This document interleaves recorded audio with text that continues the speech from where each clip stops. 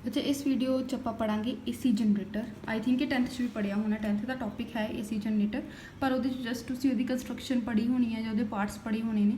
ਇਹਦੇ 'ਚ ਆਪਾਂ ਪੜਾਂਗੇ ਉਹਦੀ ਵਰਕਿੰਗ ਐਂਡ ਦ ਥਿਊਰੀ, ਕਿ ਮਤਲਬ ਉਹਦਾ ਐਕਸਪ੍ਰੈਸ਼ਨ ਕੀ ਆਏਗਾ, ਕਿੱਦਾਂ ਉਹ ਵਰਕ ਕਰਦਾ ਆ। ਠੀਕ ਹੈ। ਉਸ ਤੋਂ ਬਾਅਦ ਏਸੀ ਜਨਰੇਟਰ ਹੁੰਦਾ ਕੀ ਹੈ? ਸਭ ਤੋਂ ਪਹਿਲਾਂ it is a device use to convert mechanical energy into electrical energy. ਠੀਕ ਹੈ। ਤੁਸੀਂ ਜਨਰੇਟਰ ਦੇਖਿਆ ਹੋਏਗਾ, ਕੀ ਕਰਦੇ ਆ ਉਹਨੂੰ? ਇੱਕ ਐਕਸਲ ਤੋਂ ਫੜ ਕੇ ਘੁਮਾਉਂਦੇ ਆ तो वो स्टार्ट हो जाता, तो तो बाद वो इलैक्ट्रिसिटी प्रोड्यूस करनी शुरू कर दिंदा with the help of fuel. ठीक है। ਇਹਦਾ ਮਤਲਬ ਇਹ ਹੈ ਤੁਸੀਂ ਮਕੈਨੀਕਲ ਵਰਕ ਕਰ ਰਹੇ ਹੋ, ਤੁਸੀਂ ਉਹਦੇ ਐਕਸਲ ਨੂੰ ਘੁਮਾ ਰਹੇ ਹੋ, ਤੁਸੀਂ ਉਹਨੂੰ ਮਕੈਨੀਕਲ ਐਨਰਜੀ ਦਿੱਤੀ ਤੇ ਉਹਨੇ ਉਸ ਮਕੈਨੀਕਲ ਐਨਰਜੀ ਨੂੰ ਇਲੈਕਟ੍ਰੀਕਲ ਐਨਰਜੀ 'ਚ ਕਨਵਰਟ ਕਰਤਾ। ਸੋ ਜਿਹੜੀ ਡਿਵਾਈਸ ਮਕੈਨੀਕਲ ਐਨਰਜੀ ਨੂੰ ਇਲੈਕਟ੍ਰੀਕਲ ਐਨਰਜੀ 'ਚ ਕਨਵਰਟ ਕਰਦੀ ਹੈ, that is non as AC generator. Principal, it is based on the principal of EMI, electromagnetic induction ਤੇ ਜਿਹੜੀ ਆ ਇਹ ਬੇਸਡ ਆ।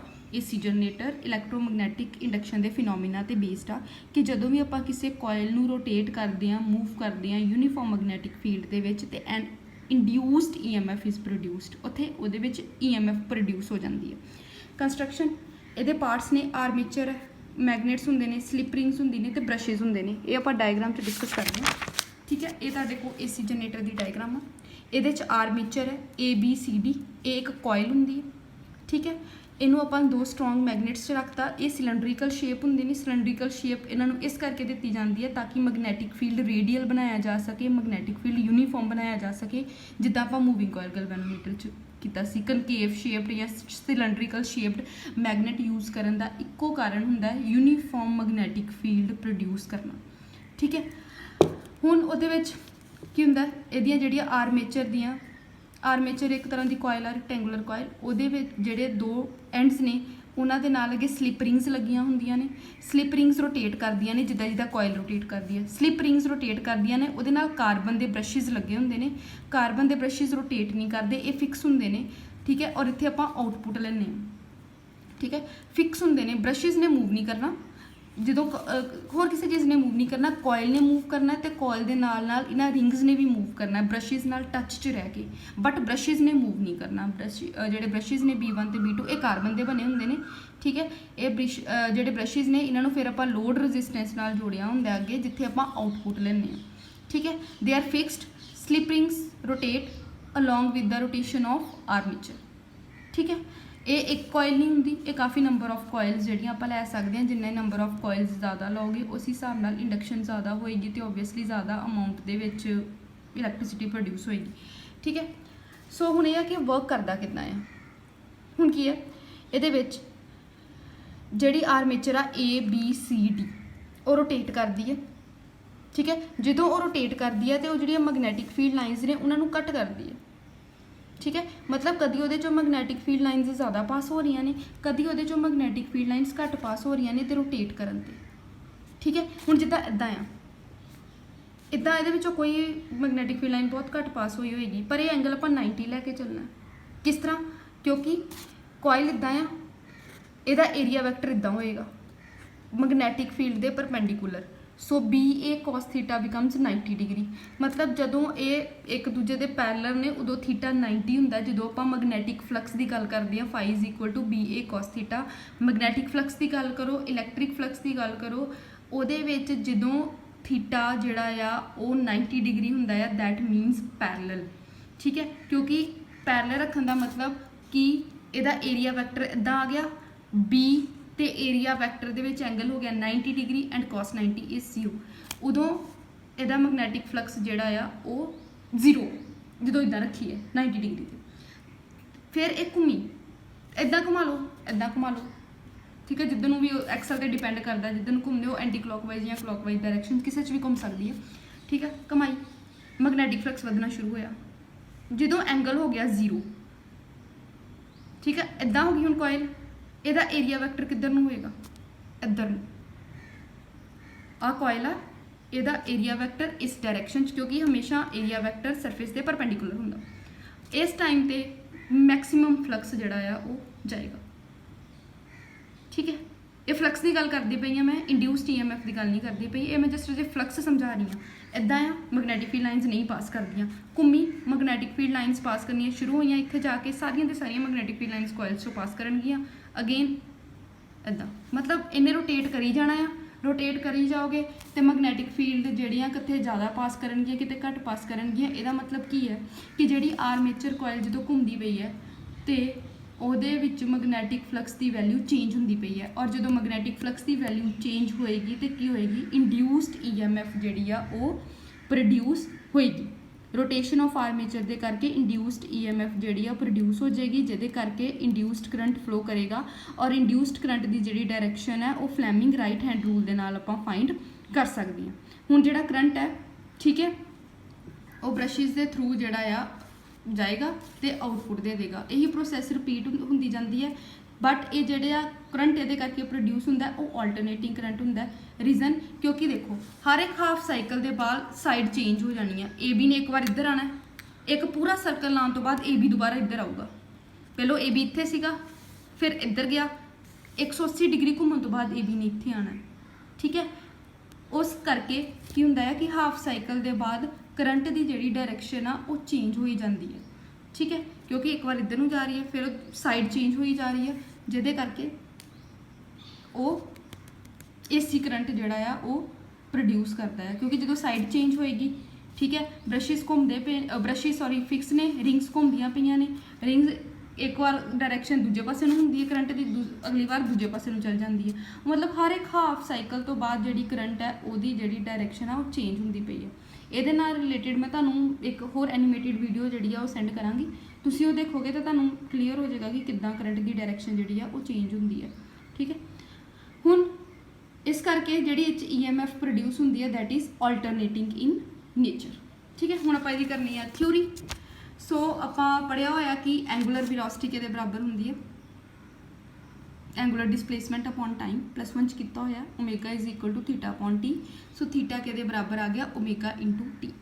ਸੋ magnetic flux linked with single turn ਦੇ ਨਾਲ ਕਿੰਨਾ ਹੋਏਗਾ, BA cos ਥੀਟਾ, ਤੇ n ਟਰਨਸ ਨਾਲ ਕਿੰਨਾ ਹੋਏਗਾ, NBA cos ਥੀਟਾ। ਥੀਟਾ ਦੀ ਵੈਲਿਊ ਕਿੰਨੀ ਹੈ, ਓਮੇਗਾ ਟੀ। ਸੋ ਥੀਟਾ ਦੀ ਵੈਲਿਊ ਪੁੱਟ ਕਰ ਦਿਓ, ਤੁਹਾਡੇ ਕੋਲ ਮੈਗਨੈਟਿਕ ਫਲਕਸ ਆ ਗਿਆ φB is equal to NBA cos omega T, ਠੀਕ ਹੈ। ਉਸ ਤੋਂ ਬਾਅਦ ਫੈਰਾਡੇ ਲਾਅ ਅਪਲਾਈ ਕਰਨਾ, E is equal to minus d φB upon dt। ਇੱਥੇ φB ਦੀ ਵੈਲਿਊ ਪੁੱਟ ਕਰੋ, ਕੀ ਆ ਗਿਆ NBA cos ਥੀਟਾ, NBA ਨੂੰ ਬਾਹਰ ਕੱਢ ਲਓ। cos ਓਮੇਗਾ ਟੀ ਦੀ ਡਿਫਰੈਂਸ਼ੀਏਸ਼ਨ ਹੁੰਦੀ ਹੈ ਮਾਈਨਸ ਸਾਈਨ ਓਮੇਗਾ ਟੀ, ਠੀਕ ਹੈ। ਟੀ ਦੇ ਨਾਲ ਓਮੇਗਾ ਲੱਗਾ ਹੋਇਆ, ਡਿਫਰੈਂਸ਼ੀਏਸ਼ਨ ਕਰ ਰਹੇ ਹਾਂ, ਇਸ ਕਰਕੇ ਓਮੇਗਾ ਨਾਲ ਮਲਟੀਪਲਾਈ ਹੋ ਜਾਏਗਾ, ਕਿਉਂਕਿ ਆਪਾਂ ਓਮੇਗਾ ਟੀ ਦੀ ਵੀ ਡਿਫਰੈਂਸ਼ੀਏਸ਼ਨ ਕਰਨੀ ਹੈ ਔਰ ਓਮੇਗਾ ਟੀ ਦੀ ਡਿਫਰੈਂਸ਼ੀਏਸ਼ਨ ਓਮੇਗਾ ਆਏਗੀ, ਠੀਕ ਹੈ। So minus minus plus, so E is equal to NBA omega sine omega T. ਇਹ ਮੈਕਸਿਮਮ ਕਦੋਂ ਹੋਏਗੀ ਵੈਲਿਊ, ਜਦੋਂ ਸਾਈਨ ਓਮੇਗਾ ਟੀ 1 ਹੋਏਗਾ ਜਾਂ ਥੀਟਾ 90 ਡਿਗਰੀ ਹੋਏਗਾ। ਮਤਲਬ ਕਿ ਥੀਟਾ 90 ਤੇ ਫਲਕਸ 0 ਆ, ਕਿਉਂਕਿ BA cos ਥੀਟਾ ਹੁੰਦਾ, 90 ਤੇ ਫਲਕਸ 0 ਹੈ, ਬਟ ਇੰਡਿਊਸਡ EMF ਉਸ ਟਾਈਮ ਤੇ ਮੈਕਸਿਮਮ ਹੋਗੀ, ਕਿਉਂਕਿ ਉੱਥੇ ਸਾਈਨ ਹੈ cos ਨਹੀਂ, ਠੀਕ ਹੈ। 90 ਡਿਗਰੀ ਤੇ ਫਲਕਸ ਜਿਹੜਾ ਆ ਉਹ ਬਿਲਕੁਲ 0 ਹੁੰਦਾ ਆ, ਠੀਕ ਹੈ, ਬਟ ਉਸ ਟਾਈਮ ਤੇ ਇੰਡਿਊਸਡ EMF ਜਿਹੜੀ ਹੈ ਉਹ ਕੀ ਹੋ ਜਾਂਦੀ ਹੈ, ਮੈਕਸਿਮਮ ਹੋ ਜਾਂਦੀ ਹੈ, ਠੀਕ ਹੈ। ਫਲਕਸ ਦੇ ਵਧਣ ਦੇ ਨਾਲ ਇੰਡਿਊਸਡ EMF ਘਟਦੀ ਹੈ ਤੇ ਫਲਕਸ ਦੇ ਘਟਣ ਦੇ ਨਾਲ ਇੰਡਿਊਸਡ EMF ਜਿਹੜੀ ਹੈ ਉਹ ਵੱਧਦੀ ਪਈ ਹੈ, ਠੀਕ ਹੈ। ਇਸ ਕੇਸ ਦੇ ਵਿੱਚ ਕਿਉਂਕਿ ਆਪਾਂ ਐਕਸਪ੍ਰੈਸ਼ਨ ਕੱਢਿਆ, ਜੇ ਸਾਈਨ ਜਦੋਂ ਥੀਟਾ 90 ਹੈ ਤੇ ਇੰਡਿਊਸਡ EMF ਮੈਕਸਿਮਮ ਹੋ ਰਹੀ ਹੈ, ਤੇ ਜੇ ਥੀਟਾ 90 ਲਓ ਤੇ ਫਲਕਸ ਕੀ ਹੋ ਰਿਹਾ ਹੈ, 0, ਠੀਕ ਹੈ। ਉਸ ਟਾਈਮ ਤੇ ਉਹ 'ਚ ਮੈਕਸਿਮਮ ਇੰਡਿਊਸ ਹੋ ਚੁੱਕੀ ਹੁੰਦੀ ਹੈ, ਠੀਕ ਹੈ। ਤੇ ਜਦੋਂ ਫਲਕਸ ਮੈਕਸਿਮਮ ਹੁੰਦਾ ਆ ਮਤਲਬ 0 ਡਿਗਰੀ ਤੇ ਉਦੋਂ ਜਿਹੜੀ ਇੰਡਿਊਸਡ EMF ਹੈ ਉਹ ਕੀ ਹੋ ਜਾਂਦੀ ਹੈ, 0 ਹੋ ਜਾਂਦੀ ਹੈ। 180 ਤੇ ਨੈਗੇਟਿਵ ਹੁੰਦੀ ਹੈ, ਸੌਰੀ 180 ਤੇ ਇੰਡਿਊਸਡ EMF ਜਿਹੜੀ ਹੈ ਕਿੰਨੀ ਹੋਏਗੀ, 0 ਹੋਏਗੀ। 180 ਤੇ 0 ਹੋਏਗੀ, 90 ਤੇ 1 ਹੋਏਗੀ, 180 ਤੇ 0 ਹੋਏਗੀ, 270 ਤੇ ਜਾ ਕੇ ਫਿਰ ਇਹ ਨੈਗੇਟਿਵ ਵੈਲਿਊ ਹੋ ਜਾਏਗੀ, ਕਿਉਂਕਿ ਜਿਹੜਾ ਸਾਈਨ 270 ਹੈ ਦੈਟ ਇਜ਼ -1, ਠੀਕ ਹੈ। ਸੋ ਹੁਣ E0 ਆਪਾਂ ਲੈ ਲਈ ਮੈਕਸਿਮਮ ਵੈਲਿਊ, ਜਦੋਂ ਆਪਾਂ ਸਾਈਨ ਓਮੇਗਾ ਟੀ ਨੂੰ 1 ਪੁੱਟ ਕਰਤਾ ਤੇ ਕੀ ਆਇਆ, E0 is equal to NBA omega, ਠੀਕ ਹੈ। ਹੁਣ E is equal to E0 sine omega T, क्योंकि आप इतने एन बी ए ओमेगा नूं किहदे बराबर प्रूव किया है ई नॉट के बराबर, सो ई आ गया E naught sine omega T. So अगर आप इंड्यूस्ड करंट कढ़ना सो इंड्यूस्ड करंट किहदे बराबर आएगा I is equal to E upon R, क्योंकि V is equal to I R, V is equal to I R and I is equal to V upon R. आ गया। So E naught upon R के बराबर हो गया I naught के बराबर। Clear. So I is equal to I naught sine omega T. हुण आपां वेरीएशन देखनी है। हुण E is equal to E naught sine omega T है, ओमेगा टी थीटा के बराबर है। अगर थीटा 0 डिग्री है तो 0 हो गया, ई 0 हो गया। अगर थीटा 90 डिग्री है तो साइन 90 पुट करन ते ई नॉट आ गया। अगर थीटा 180 डिग्री है तो 180 डिग्री पुट करन ते फिर 0 आ गया। अगर थीटा 270 है, ठीक है, तो E naught minus E naught आ गया, E is equal to minus E naught आ गया, क्योंकि साइन 270 माइनस 1 होंदा। जो थीटा 360 डिग्री है तो फिर भी आंसर जो 0 आ गया। हुण देखो पहलों इनू घुमाया आपां, ठीक है, पर ये 0 डिग्री एंगल है, इदा रखी है तो एंगल 0 डिग्री है, 0 डिग्री एंगल है, EMF 0, 90 होया ई नॉट, फिर इधर को घुमाओ 180 हो गया 0, फिर सीधी हो गई तो 270 हो गया।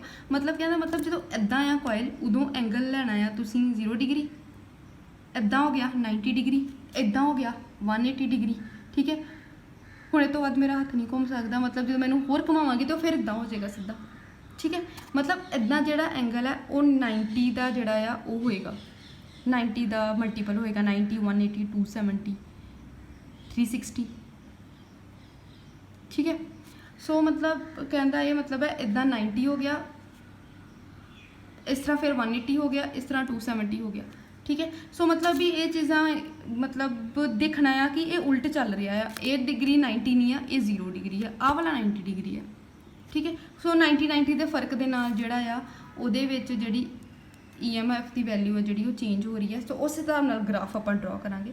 जदों 0 डिग्री एंगल है उदों EMF कितनी है 0, सो 0, 90 डिग्री तो ई नॉट होगी, 180 तो फिर 0 होगी, 270 तो होगी माइनस ई नॉट, 360 तो फिर 0 होगी, फिर होर 90 प्लस कर दोगे ई नॉट चल जाएगी, होर 90 प्लस कर दोगे 0 चल जाएगी, होर 90 प्लस कर दोगे माइनस ई नॉट चल जाएगी। मतलब कि ये हर एक पॉइंट ते वैल्यू जिहड़ी है टाइम के नाल चेंज हो रही है। सो इस करके AC जनरेटर दे विच जिहड़ी इंड्यूस्ड EMF या इंड्यूस्ड करंट हुंदा that is alternating in nature, मतलब AC करंट प्रोड्यूस करता है AC जनरेटर।